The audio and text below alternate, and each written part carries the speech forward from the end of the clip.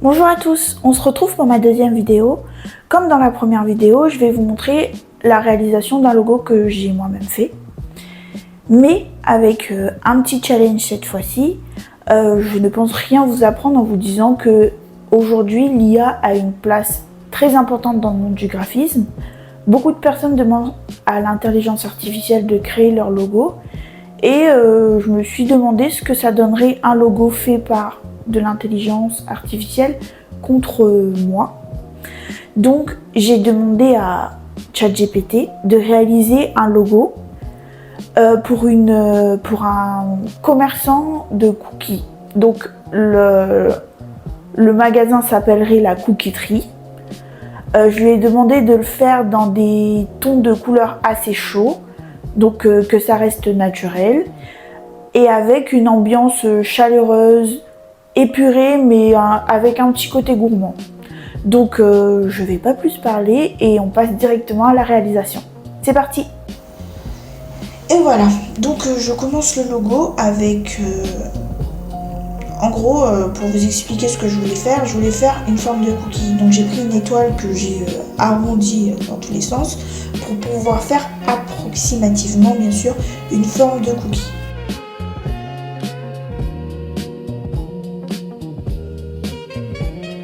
On n'oublie pas à chaque fois les petits détails pour que ça soit propre.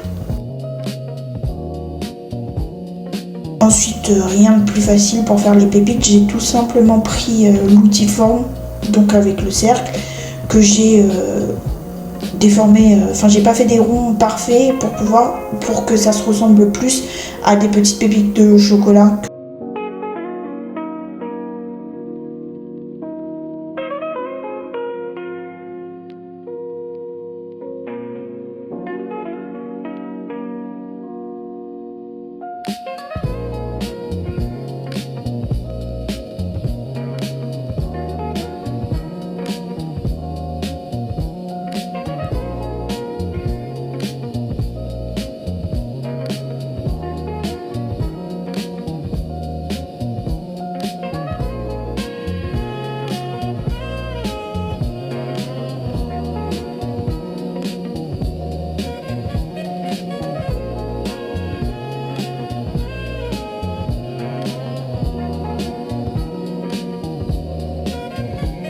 Donc ensuite, après avoir bien galéré avec mes petites pépites de chocolat, je me suis dit qu'un cookie c'était pas assez. Parce que, je sais pas si vous vous rappelez, mais dans le brief, il y avait le mot gourmand. Donc je me suis dit, qui dit gourmand dit plusieurs. Donc j'en ai fait 2.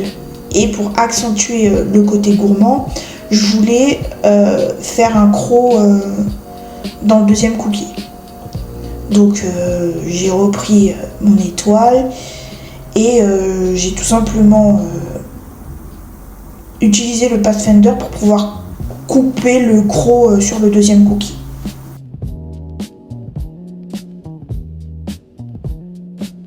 Petit ajustement, j'ai décidé de faire comme s'il y avait une ombre sur le deuxième cookie. Je sais pas ce qui est arrivé à mon illustrateur, il y a eu un bug, pardonnez-moi. Mais du coup oui, je disais que petite ombre sur le deuxième cookie. Ensuite, ce que vous voyez là, c'est une main. Parce que je me suis dit, pourquoi pas pousser l'illustration et faire comme si quelqu'un tenait les cookies dans ses bras. Et justement pour le côté gourmand, je voulais à tout prix que les cookies paraissent énormes à côté de la personne. Donc c'est pour ça que vous allez voir que sur l'illustration, je ne fais que les 2 petites mains qui tiennent les 2 cookies et les jambes qui dépassent. Donc avec des petites branches, j'ai agrandi un peu mes doigts pour que ça ressemble un peu plus à une main qu'une patate.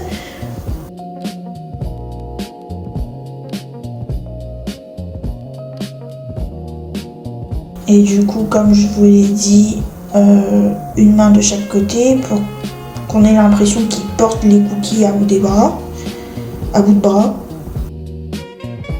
Et ensuite, le bas du corps. Alors, je sais, pour ceux qui ont l'habitude d'utiliser Illustrator, j'ai peut-être une façon bizarre d'utiliser mes courbes, mais c'est que c'est plus simple pour moi. Donc j'utilise la plume exprès pour les courbes après. Donc je fais vraiment les points essentiels pour pouvoir travailler sur mes courbes après.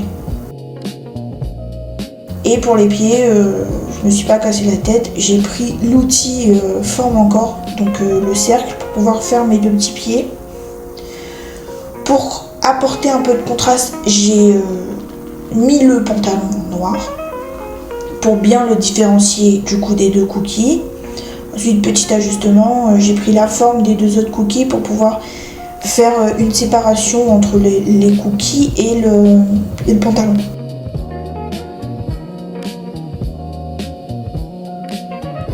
Donc ensuite, c'est les petits détails, vous savez, les plis du pantalon. D'ailleurs, j'ai fait la poche, mais vous verrez que juste après, je l'enlève, tout simplement parce que plus un logo est petit et plus les informations sont forcément petites et et je me suis dit que il n'allait pas se voir quand le logo était trop il n'allait pas forcément se voir sur un petit logo. Du coup, je l'ai retiré vu que il n'était pas assez pertinent pour le garder. Du coup, voilà l'idée que j'avais de faire les deux gros cookies. Je trouvais qu'il manquait quelque chose en haut. Du coup, j'ai fait une petite toque, vous savez, la toque des chefs. Et je me suis dit que ça rajouterait, ça appuierait le côté professionnel, le côté fait main, le côté savoir-faire. Du coup, j'ai trouvé ça assez cool. Et vu que les cookies sont tellement énormes qu'on n'a pas besoin de la tête, je l'ai juste fait dépasser. Ensuite, la typographie tout simplement. Donc cette fois-ci, j'ai pas galéré à la trouver vu que je l'avais déjà utilisée juste avant pour un autre projet. Comme ChatGPT, à la base, je voulais utiliser une calligraphie. Mais vu que ChatGPT en avait pris une, je me suis dit, bon, on va changer. Donc c'est pour ça que j'ai pris cette typo assez grasse et droite, mais elle est asymétrique. Donc on reste dans cet univers un peu fun, un peu gourmand. Et du coup, j'ai enlevé les deux hauts et je me suis dit que les deux cookies feraient l'affaire pour les deux hauts.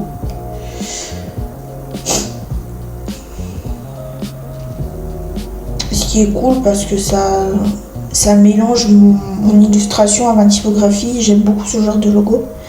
Et pour du coup la phrase secondaire, donc cookie fait maison, pour que les deux polices contrastent, j'ai pris une typo assez simple et en empattement, vu que la première est sans empattement.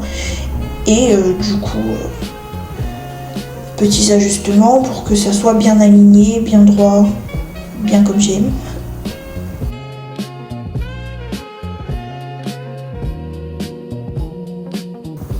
Donc voilà pour mon logo. Je me suis rendu compte que j'avais mis 2 majuscules là alors que j'en avais pas besoin. Donc petite modification. Mais voilà pour mon logo principal. Au niveau des couleurs, ChatGPT avait une palette de couleurs de 5 couleurs. Pour ma part, je trouvais que ça faisait un peu trop. C'est vrai qu'en ce moment, on est plus sur des logos unicolores, un peu plus modernes. Enfin, pas moderne, je dirais pas moderne, mais je dirais plus épuré. Donc, c'est ce que j'ai voulu faire. Donc, j'ai pris un marron plus orangé que ChatGPT. Et j'ai fait tout mon logo dans cette couleur. Sauf la phrase cookie fait maison, parce que c'est une information secondaire. Donc, je l'ai fait dans le même marron que ChatGPT a utilisé pour son logo.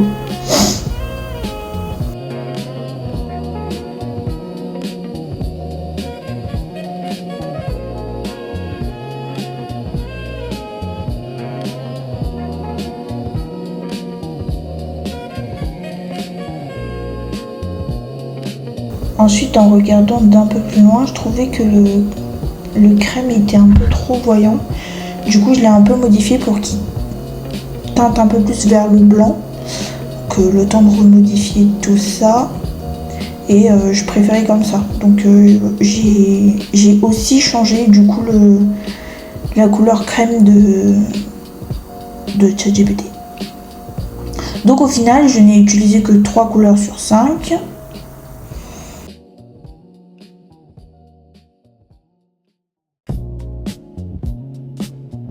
Et ensuite, je me suis dit que j'allais quand même faire un petit logo secondaire. Pourquoi? Parce que je trouve que dans une charte dans un univers graphique, c'est important d'avoir des logos, un logo sous plusieurs formes, pour que ça s'adapte plus facilement à vos supports.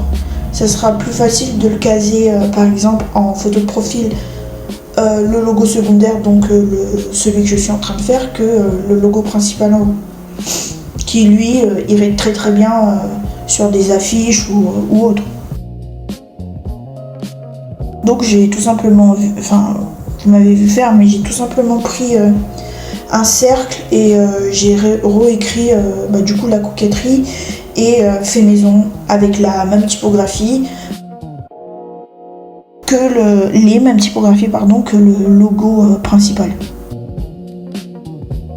Mais pour le coup, vu que c'est un logo secondaire et que l'accent est mis sur la petite illustration, j'ai laissé les deux textes en marron.